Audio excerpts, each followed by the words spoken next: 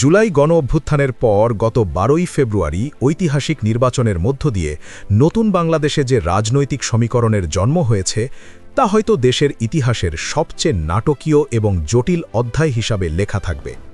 একদিকে যেমন একসময়ের রাজপথের দীর্ঘদিনের মিত্ররা আজ ক্ষমতার মসনদ আর বিরোধী দলের আসনে একে অপরের মুখোমুখি দাঁড়িয়েছে, অন্যদিকে ঠিক তেমনই রাষ্ট্র পরিচালনার একেবারে মৌলিক নীতিগুলো নিয়ে শুরু হয়েছে চরম মতবিরোধ।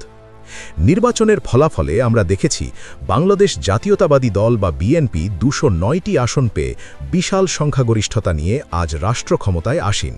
আর অন্যদিকে তাদের একসময়ের আন্দোলন সংগ্রামের পরীক্ষিত মিত্র বাংলাদেশ জামায়াতে ইসলামী ৬৮টি আসন পেয়ে সংসদের প্রধান এবং সবচেয়ে শক্তিশালী বিরোধী দল হিসাবে আত্মপ্রকাশ করেছে। আপাতদৃষ্টিতে এই ফলাফলকে একটি স্বাভাবিক গণতান্ত্রিক প্রক্রিয়া মনে হলেও এর ভেতরে ভেতরে জমতে শুরু করেছে এক ভয়াবহ রাজনৈতিক লাভার উদ্গীরণ। জামায়াত ও তাদের মিত্রজোট ইতিমধ্যেই অত্যন্ত বিস্ফোরক একটি দাবি নিয়ে মাঠে নেমেছে। তাদের সুস্পষ্ট অভিযোগ, অন্তত ৩০টি আসনে অত্যন্ত সুকৌশলে ভোট গণনায় কারচুপি করে তাদের প্রার্থীদের হারিয়ে দেওয়া হয়েছে এবং জনগণের প্রকৃত রায়কে ছিনতাই করা হয়েছে। এই তথাকথিত সূক্ষ্ম কারচুপির বিরুদ্ধে জামায়াত ইতিমধ্যে দেশের সর্বোচ্চ আদালতে জোরদার আইনি লড়াইও শুরু করেছে। তাদের আইনজীবীরা দাবি করছেন, নির্বাচনের শেষ প্রহরে সার্ভারের ধীর গতি এবং প্রিসাইডিং অফিসারদের রহস্যজনক আচরণের পেছনে গভীর ষড়যন্ত্র লুকিয়েছিল। ডিজিটাল কারচুপি এবং প্রশাসনকে ব্যবহার করে অনেকগুলো নিশ্চিত জয় ছিনিয়ে নেওয়া হয়েছে বলে তারা তথ্য প্রমাণ দাখিল করার প্রস্তুতি নিচ্ছেন।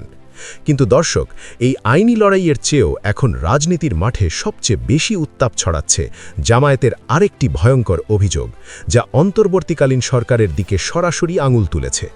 জামায়াত প্রকাশ্যে অভিযোগ তুলেছে যে অন্তর্বর্তীকালীন সরকারের সাবেক ২ হেভিওয়েট উপদেষ্টা সৈয়দা রিজওয়ানা হাসান এবং বর্তমান সরকারের পররাষ্ট্রমন্ত্রী খলিলুর রহমান মূলত বিএনপিকে একচেটিয়া সুবিধা দেওয়ার জন্যই এই নজিরবিহীন ইলেকশন ইঞ্জিনিয়ারিং বা ভোট ডাকাতির নেপথ্যে কারিগর হিসেবে কাজ করেছেন।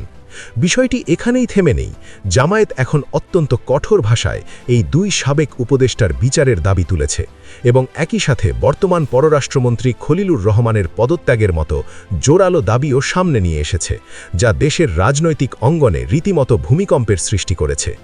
নির্বাচন নিয়ে এই তীব্র বিতর্কের মাঝেই সবচেয়ে বড় বিষফোড়া হয়ে দাঁড়িয়েছে জুলাই জাতীয় সনদ এবং তার বাস্তবায়ন ইস্যু। ৫ই আগস্টের ছাত্র জনতার রক্তস্নাত বিপ্লবের মূল স্পিরিট বা চেতনার লিখিত রূপই হল এই জুলাই সনদ। এখন বর্তমান সংসদে বিরোধী শক্তি হিসাবে এনসিপি এবং জামায়াত জোট এই জুলাই সনদের পূর্ণাঙ্গ বাস্তবায়নের দাবিতে একেবারে অনড় অবস্থানে চলে গেছে। রাষ্ট্রপতির সুস্পষ্ট আদেশ অনুযায়ী নবনির্বাচিত সংসদ সদস্যদের একই সাথে সংবিধান সংস্কার পরিষদের সদস্য হিসাবেও দায়িত্ব পালন করার কথা। কিন্তু ক্ষমতায় বসার পরপরই সরকারি দল বিএনপি সম্পূর্ণ ইউটার্ন নিয়ে এই সংবিধান সংস্কার পরিষদের আইনি এবং সাংবিধানিক ভিত্তি নিয়েই সরাসরি প্রশ্ন তুলেছে। সালাউদ্দিন আহমেদরা এখন সংবিধানের দোহাই দিচ্ছেন। বিএনপি নেতারা এখন যুক্তি দেখাচ্ছেন যে নির্বাচিত সংসদই সকল ক্ষমতার উৎস, তাই সংসদের বাইরে কোনো সংস্কার পরিষদের আইনি বৈধতা থাকতে পারে না। তাদের এই ব্যাখ্যার কড়া সমালোচনা করেছেন সুশীল সমাজের প্রতিনিধিরা এবং জুলাই অভ্যুত্থানের সামনের সারির ছাত্রনেতারা। তারা বলছেন, এই নির্বাচন সাধারণ কোনো নির্বাচন ছিল না, এটি ছিল একটি বিপ্লবের ফসল। তাই প্রচলিত আইনি মারপেচে ফেলে বিপ্লবের চেতনাকে ধূলিসাৎ করার এই অপচেষ্টা দেশের জনগণ মেনে নেবে না। বিএনপির এই অবস্থানকে বিরোধী জোট দেখছে জুলাই বিপ্লবের সাথে এক চরম বেইমানি হিসাবে। জামায়াত এবং এনসিপি জোট ইতিমধ্যে সরকারকে অত্যন্ত কড়া ভাষায় একটি চরমপত্র বা আল্টিমেটাম ছুড়ে দিয়েছে। তারা দৃঢ় কণ্ঠে হুঁশিয়ারি উচ্চারণ করে বলেছে যে সরকার যদি একটি নির্দিষ্ট সময়ের মধ্যে অর্থাৎ ৯০ দিনের মধ্যে এই সংস্কার পরিষদের অধিবেশন না ডাকে এবং জুলাই সনদের অঙ্গীকারগুলো বাস্তবায়নের টালাবাহানা করে, তাহলে তারা আর সংসদের ভেতরে বসে থাকবেন না, বরং আবার ৫ই আগস্টের মতো রাজপথে দুর্বার আন্দোলনে নামতে বাধ্য হবেন। বিরোধী জোটের নেতারা অত্যন্ত স্পষ্ট ভাষায় জাতিকে জানিয়ে দিয়েছেন যে জুলাই গণ-অভ্যুত্থানের উপর দাঁড়িয়ে আজকের এই নতুন বাংলাদেশ এবং নতুন সরকার। সেই জুলাই সনদকেই যদি অস্বীকার করা হয় বা মানা না হয়, তবে বর্তমান এই বিএনপি সরকারেরও কোনো নৈতিক বা রাজনৈতিক বৈধতা আর অবশিষ্ট থাকে না। দর্শক, একদিকে ক্ষমতার দম্ভ আর আইনি মারপ্যাচ, আর অন্যদিকে রাজপথের হুঁশিয়ারি এবং বিপ্লবের চেতনা। এই দুইয়ের মাঝে পিষ্ট হয়ে নতুন বাংলাদেশ আজ এক চরম অনিশ্চিত গন্তব্যের দিকে এগোচ্ছে। সাবেক মিত্রদের এই চরম বৈরী অবস্থান এবং অন্তর্বর্তীকালীন সরকারের উপদেষ্টাদের নিয়ে এই বিস্ফোরক অভিযোগ আগামী দিনে দেশের রাজনীতিতে কী ধরনের ঝড় তুলতে যাচ্ছে তা দেখার জন্য এখন পুরো জাতি রুদ্ধশ্বাসে অপেক্ষা করছে। রাজনীতির এই জটিল দাবার বোর্ডের সবচেয়ে বড় ছাড় কিন্তু বরাবরই দিয়ে আসছে বাংলাদেশ জামায়াতে ইসলামী। আপনারা যদি একটু গভীরভাবে খেয়াল করেন তাহলে দেখবেন শুধুমাত্র দেশের বৃহত্তর স্বার্থে এবং স্থিতিশীলতা রক্ষার তাগিদে তারা একের পর এক ইস্যুতে বর্তমান সরকারি দল বিএনপিকে ছাড় দিয়ে যাচ্ছে। এমনকি সদ্য সমাপ্ত নির্বাচনে যে ব্যাপক কারচুপি বা ইলেকশন ইঞ্জিনিয়ারিং হয়েছে সেটা খুব ভালোভাবে জেনে এবং বুঝেও তারা রাজপথে সে সময় ইলেকশন বয়কটের ডাক দেয়নি। এর পেছনে সবচেয়ে বড় কারণ হলো সেই পুরনো জুজুর ভয়। ভারতের প্রত্যক্ষ বা পরোক্ষ মদদে পতিত স্বৈরাচার আওয়ামী লীগ যেন কোনোভাবেই আর বাংলাদেশের রাজনীতিতে ফিরে আসার সুযোগ না পায়, সেটাই ছিল তাদের প্রধান লক্ষ্য। জামায়াতের চাওয়া ছিল খুব সহজ এবং স্পষ্ট। বিএনপি অন্তত জুলাই সনদ মেনে এবং গণভোটের রায়কে সম্মান দেখিয়ে একটি সুষ্ঠু এবং স্বাভাবিক প্রক্রিয়ায় দেশ চালাক, যাতে ফ্যাসিবাদ পুনরুত্থানের সব রাস্তা চিরতরে বন্ধ হয়ে যায়। 5 বছর পর নির্বাচন হবে, সুষ্ঠু নির্বাচন হবে, সেখানে হয় বিএনপি ক্ষমতায় আসবে অথবা জামায়াতে ইসলামী আসবে। কিন্তু অত্যন্ত পরিতাপের বিষয় হলো বিএনপি এখন হাঁটছে সম্পূর্ণ এক বাঁকা পথে। তারা হয়তো জামায়াতের এই ছাড় দেওয়া বা রাজনৈতিক উদারতাকে তাদের চরম সরলতা বা দুর্বলতা হিসাবে ধরে নিয়েছে। আর সেই সুযোগ নিয়েই বিএনপি এখন তলে তলে পুনর্বাসনের এক ভয়ঙ্কর খেলায় মেতে উঠেছে বলে রাজনৈতিক বিশ্লেষকরা মনে করছেন। বিগত আমলের দুর্নীতিবাজ মন্ত্রী, এমপি এবং আওয়ামী লীগের প্রভাবশালী নেতাদের যেভাবে গণহারে জামিন দেওয়া হচ্ছে তা জনমনে ব্যাপক সন্দেহের জন্ম দিয়েছে। শোনা যাচ্ছে স্বয়ং তারেক রহমান ফোন করে তাদের অনেকের খোঁজ খবর নিচ্ছেন। আর পর্দার আড়ালে যে অঘোষিত আপোষ চলছে তা আজ আর কারও অজানা নয়।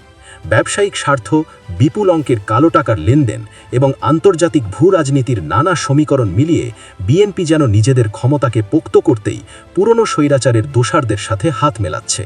কিন্তু পিঠ যখন দেয়ালে ঠেকে যায় তখন ঘুরে দাঁড়ানো ছাড়া আর কোনো উপায় থাকে না। বাংলাদেশ জামায়াতে ইসলামীও এখন সেই চূড়ান্ত সিদ্ধান্তে পৌঁছেছে যে তারা আর বিন্দু পরিমাণ ছাড় বিএনপিকে দিতে রাজি নয়। 5ই আগস্টের গণভোটের রেজাল্ট এবং জুলাই সনদের অঙ্গীকার মেনে দেশ চালাতে তারা এবার বিএনপিকে যে কোনো মূল্যে বাধ্য করতে চায়। বিরোধী দল হিসাবে জামায়াত যেমন গঠনমূলক এবং ভালো, ঠিক তেমনি তাদের যৌক্তিক কথাগুলো যদি সরকার না শোনে তাহলে তারা যে আঙুল কতটা বাঁকা করতে পারে রাজপথের অতীত ইতিহাস তার সবচেয়ে বড় সাক্ষী। দলের তৃণমূল কর্মীরা ইতিমধ্যে কেন্দ্র থেকে গ্রিন সিগন্যাল পেয়ে গেছেন এবং তারা যে কোনো পরিস্থিতির জন্য নিজেদের প্রস্তুত করছেন। এখন সবচেয়ে বড় দেখার বিষয় হলো বিএনপির শীর্ষ নেতৃত্বের কি সঠিক সময়ে শুভবুদ্ধির উদয় হবে, নাকি নিজেদের জেদ আর ক্ষমতার মোহে পড়ে তাদেরকে আবারও রাজপথের এক টালমাটাল এবং ধ্বংসাত্মক পরিস্থিতির ভেতর দিয়ে যেতে হবে।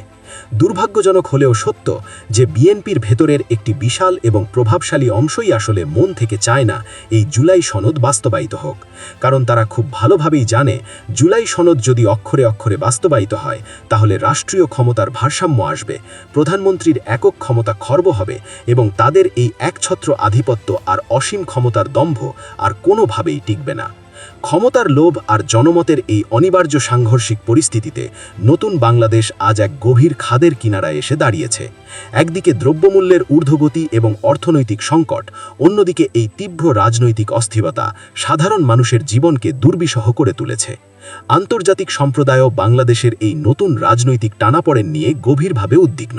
তারাও চাইছেন রাজনৈতিক দলগুলো যেন নিজেদের মধ্যে সংলাপের মাধ্যমে এই সংকটের সমাধান করেন। কিন্তু বর্তমান পরিস্থিতিতে সংলাপের সম্ভাবনা খুবই ক্ষীণ বলে মনে হচ্ছে। শেষ পর্যন্ত জনতার রায় জয়যুক্ত হবে নাকি ক্ষমতার অহংকার, সেটাই এখন আগামী দিনের রাজনীতির সবচেয়ে বড় ট্র্যাজেডি বা বিজয় হয়ে আমাদের সামনে ধরা দেবে। আর হয়তো 1 মাসের মধ্যেই দেশে এক ভয়ঙ্কর পরিস্থিতি তৈরি হবে বলে অনেকেই আশঙ্কা করছেন। রাজপথ আবার উত্তপ্ত হয়ে উঠবে নাকি পর্দার আড়ালে কোনো জাদুকরী সমঝোতায় পরিস্থিতি শান্ত হবে তা সময়ই বলে দেবে। দর্শক, আপনি কি মনে করেন বিএনপি কি সঠিক পথে আগাবে এবং জুলাই সনদের বাস্তবায়ন করে জনগণের আস্থা ধরে রাখবে, নাকি জামায়াতের বিধ্বংসী আন্দোলনে তারা পিছু হটতে বাধ্য হবে, অথবা নিজেদের জেদের কারণেই কি তাদের পতন ত্বরান্বিত হবে? আপনাদের মূল্যবান মতামত অবশ্যই আমাদের কমেন্ট বক্সে লিখে জানাবেন। আর এই চ্যানেলে নতুন হলে অবশ্যই সাবস্ক্রাইব করুন এবং বেল আইকনটি বাজিয়ে রাখুন যাতে পরবর্তী সব খবরের আপডেট সবার আগে আপনার কাছে পৌঁছে যায়।